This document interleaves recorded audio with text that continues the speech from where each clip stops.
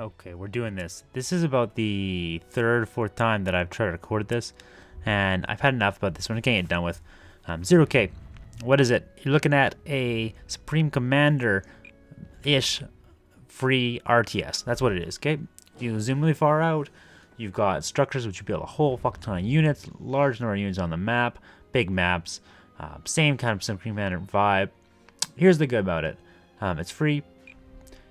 It's pretty much entirely original. Like, you see a lot of original units. I don't see anything that's like a super rip-off of anything. It's got a cool terraforming aspect to the game where you can actually terraform the land as well, which I think is something that would have been really, really cool in Supreme Commander. And I guess, yeah, it's got a neat campaign mode I really liked, where you have to unlock different units by traveling around different planets, taking planets, and then you use those units to take other planets, and it's kind of free in the order of which you choose to do that. I think that was a really neat way to go about it. There is an online community. They do seem semi-active, which is great. What I didn't like about this game, I think there's a lot of clusterfucks that could be repaired, or at least improved.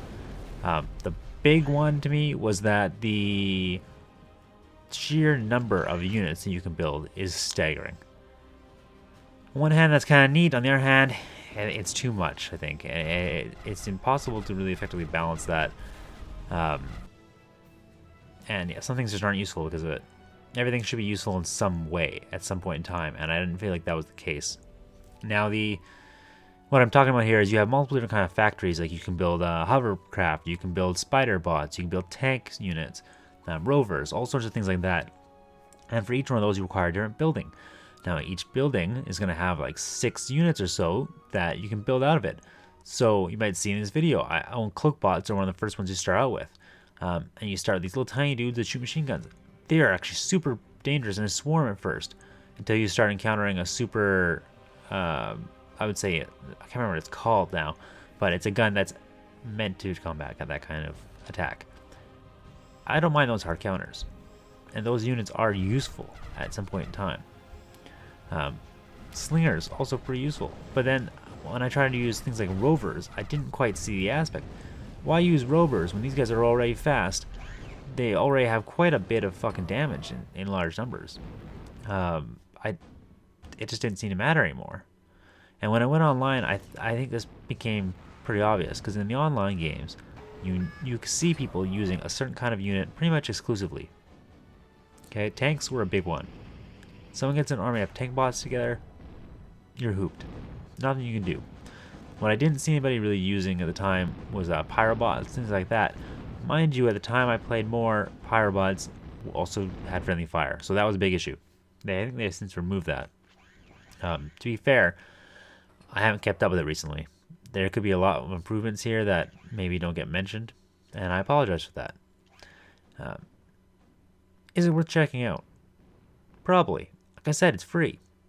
At the very least, if you love Supreme Commander and you're not big on the Supreme Commander scene, like, I think Supreme Commander is the better game. Sorry, 0K, but it makes sense. It was made by a big studio. The issue is that Supreme Commander's online community is so brutally toxic that I want nothing to do with it.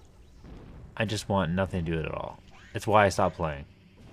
Because Forge Alliance Forever, the multiplayer client that is used nowadays by the community, it just sucks. It sucks. And this honestly had a bit of a better multiplayer feel to me. Although it can't quite handle the numbers that Supreme Commander does. It lags out a bit, which is understandable. I mean, it was a free game. It's a little janky in places. But it'd be nice to see that improved. Anyhow, check it out. See if you like it. There's a lot to do with it. And at the very least, you get a bit out of it. The AI is considerable in this. I found them to be quite brutal. They recover very well, and they produce very well. So it's very difficult to actually get an upper hand on them.